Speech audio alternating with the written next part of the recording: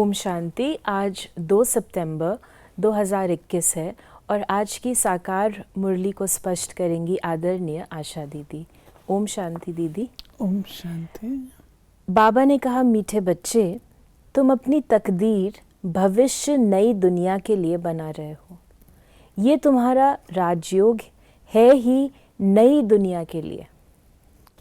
बाबा ने इसमें जो कहा नई दुनिया के लिए तकदीर बना रहे हो और राजयोग है नई दुनिया के लिए, इसमें बाबा का भावार्थ है प्रारब्ध से कि अभी हम सीखते हैं, तपस्या करते हैं, बाबा को याद करते हैं, सेवा करते हैं। उसका जो फल है, उसकी जो प्रारब्ध है, वो हमको यहाँ पर स्वीकार नहीं करनी है। ये जो हम राजयोग सीख रहे हैं, अभ्यास कर रहे हैं, ये वर्तमान समय तो हमें बहुत कुछ देता ही है, परंतु उसके साथ साथ ये हमारी भविष्य की प्रारब्ध भी बनाता है। जो नई दुनिया आते जब हम पढ़ते हैं तो पढ़ते हैं, संगठित रूप से पढ़ रहे हैं, हम अकेले नहीं पढ़ रहे हैं, हम एन मास पढ़ रहे हैं। तो जो हम लोग पढ़ रहे हैं, अभ्यास कर रहे हैं, अपने आप को अच्छा बना रहे हैं, तो ये संसार तो उसके उपयुक्त नहीं है। जो हमारे दैवी संस्कार बन जाते हैं, पुराने संस्कार मिट जाते हैं, कलयुगी सृष्टि समाप्त होती, नई सतयुगी सृष्टि हमारे संस्कारों से आती है। इसलिए बाबा कहते हैं तुम सीख रहे हो नई दुनिया के लिए। प्रश्न है, तकदीरवान बच्चों की मुख्य निशानियां क्या होंगी? तो बाबा ने 4 मुख्य निशानियां बताई हैं तकदीरवान बच्चों की। पहला, तकदीरवान बच्चे कायदे सिर श्रीमत पर चलेंगे। कोई भी कायदे के विरुद्ध कार्य करके अपने को व बाप को ठगेंगे नहीं। कायदे से सब काम करेंगे तो ये जो हम राजयोग का अभ्यास करते हैं, उससे हम अनुशासन सीखते हैं, सेल्फ डिसिप्लिन सीखते हैं, अपने आप को जो हायर लॉज हैं उस अनुसार चलाना सिखाते हैं। तो कायदे से चलना अर्थात जो शिव बाबा हम बच्चों को श्रीमत देते हैं उस अनुसार चलना, उसको बाबा कहते हैं कायदे से चलना। दूसरा, उन्हें पढ़ाई का पूरा शौक होगा, समझाने का भी शौक होगा, क्योंकि राजयोग से हम राजा बनते हैं। कर्मेंद्रियों के भी राजा हैं, प्रकृति के भी राजा हैं, और वैसे भी विश्व राजन बनते हैं। तो राजा बनने के लिए औरों को पढ़ाने की भी ज़रूरत है, और आपने राजा बनना है तो आपको आउटस्टैंडिंग भी होना है, तो इसलिए पढ़ा। तीसरा, पास विद ऑनर बन स्कॉलरशिप लेने का पुरुषार्थ करेंगे। तकदीरवान, एक तकदीरवान बच्चों की निशानी है ना। कॉमन तो कहेगा चलो थोड़े बहुत पास हो जाएं, स्वर्ग में चले जाएं, वही बहुत है। लेकिन जिनकी अच्छी तकदीर है वो क्या करेंगे? वो कहेंगे नहीं, पास विद ऑनर्स हो, सतयुग में अच्छा श्रेष्ठ पद की प्राप्ति हो, कॉमन हुआ तो क्या हुआ। और चौथा, कभी किसी को दुख नहीं देंगे, कभी कोई उल्टा कर्म नहीं करेंगे। कभी किसको दुख नहीं देंगे, क्योंकि ये तो आसुरी काम है दुख देना। आज का गीत है, तकदीर जगा कर आई हूँ। मीठे मीठे रूहानी बच्चों ने गीत सुना, नयों ने भी सुना तो पुरानों ने भी सुना, कुमारियों ने भी सुना। ये पाठशाला है, पाठशाला में कोई ना कोई तकदीर बनाने जाते हैं। तकदीर को एम ऑब्जेक्ट कहा जाता है।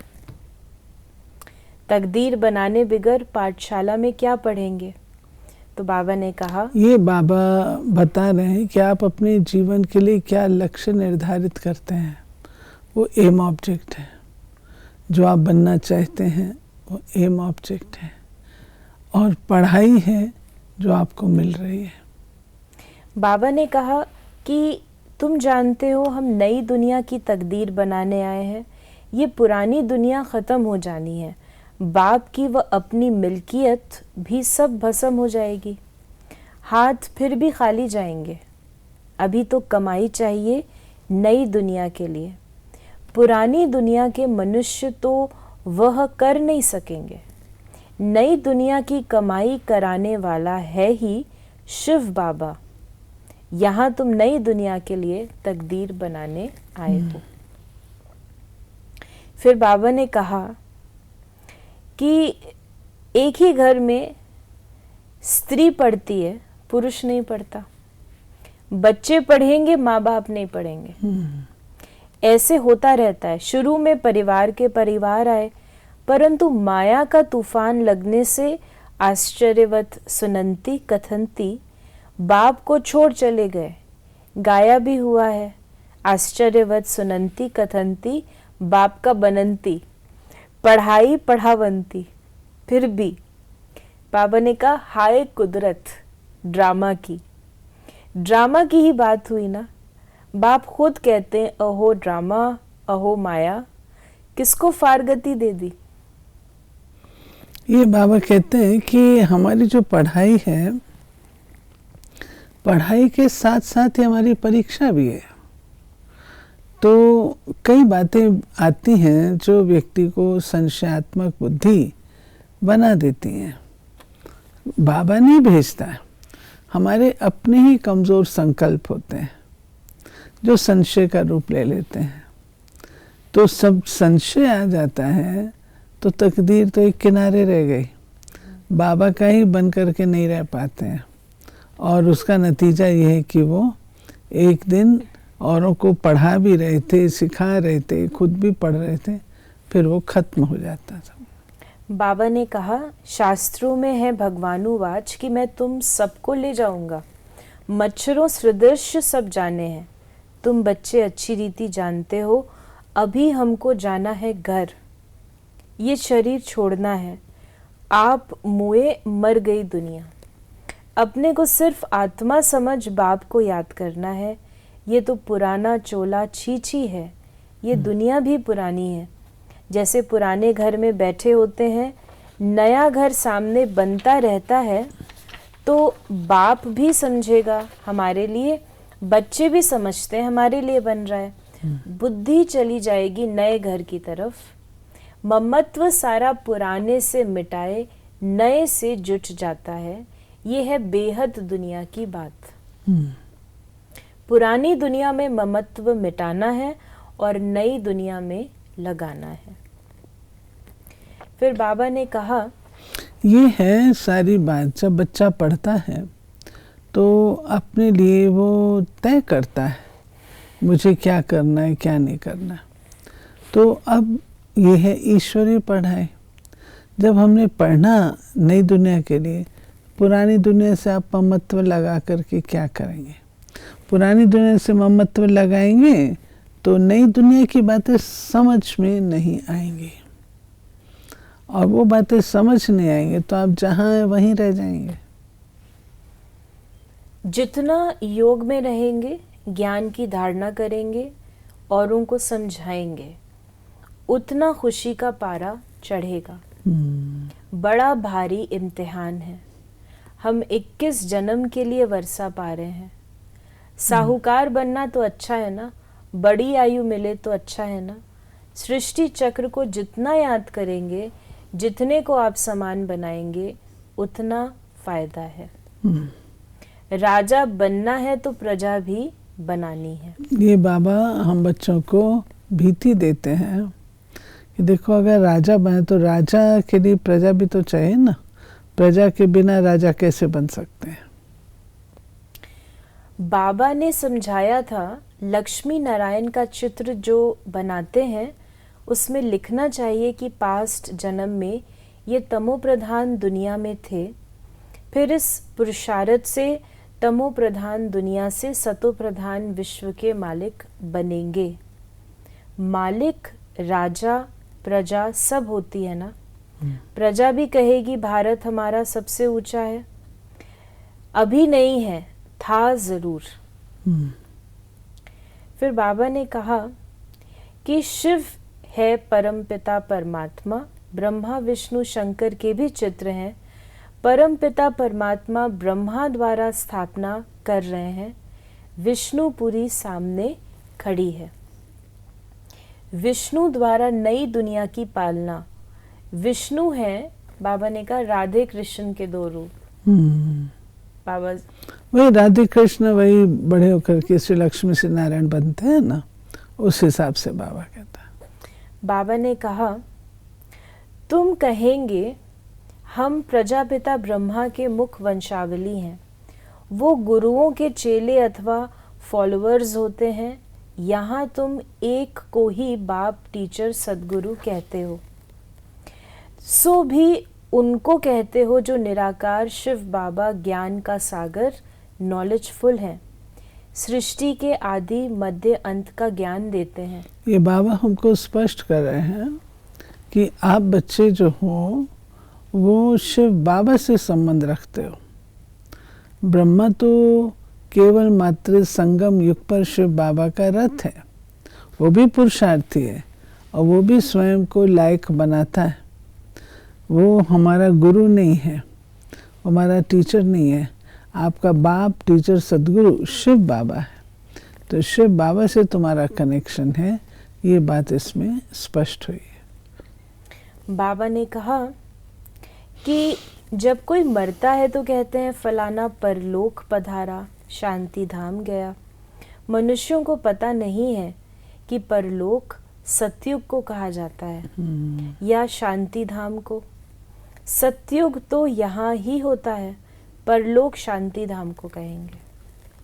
समझाने की बड़ी युक्ति चाहिए। कहते हैं ना परलोक से धारा, तो परलोक से धारा तो यहाँ से गया तो कहाँ गया? परम धाम। लेकिन ना तो उनको परम धाम का रास्ता आता है, ना उनको सत्युग का रास्ता आता है। आत्मा पुनः यहीं पर पुनर्जन्म ले लेती है। जब तक बाप को न जाने, ये न समझें कि हमारी आत्मा बिंदी समान है, शिव बाबा भी बिंदी है, हम बिंदी को याद करते हैं, ऐसे समझ याद करें तब विकर्म विनाश हो। बाकी ये देखने में आता है, वो आता है, इसे माया का विघन कहा जाता है। फिर बाबा ने कहा, ये बाबा कहते हैं, कई कहते हैं ना, मुझे लाल लाइट दिखाई दी, हरी दिखाई दी, पीली दिखाई दी, मुझे ये दिखाई दिया, सफ़ेद सफ़ेद लाइट थी सफ़ेद। बाबा तो ये सब फालतू है, ऐसा कुछ नहीं।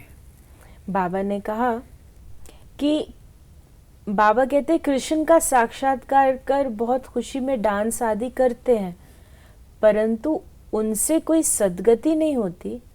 ये साक्षात्कार तो अनायास ही हो जाता है। अगर अच्छी रीति नहीं पढ़ेंगे तो प्रजा में चले जाएंगे। फिर बाबा ने कहा, बच्चे कहते हैं बाबा से तो हम स्वर्ग का सूर्यवंशी राजाई पद पाएंगे। राजयोग है ना, स्टूडेंट स्कॉलरशिप भी लेते हैं, पास होने वालों को स्कॉलरशिप मिलती है। ये माला उन्हों की बनी हुई है जिन्होंने स्कॉलरशिप ली है। जितना जितना जैसा पास होगा ऐसी स्कॉलरशिप मिलेगी। वृद्धि होते होते 1000 बन जाते हैं। राजाई पद है स्कॉलरशिप। जो अच्छी तरह पढ़ाई पढ़ते हैं वो गुप्त नहीं रह सकते, बहुत नए नए पुरानों से आगे निकल पड़ेंगे। हीरे जैसा जीवन बनाएंगे। अपनी सच्ची कमाई कर 21 जन्मों के लिए वर्षा पाएंगे। कितना खुशी होती है।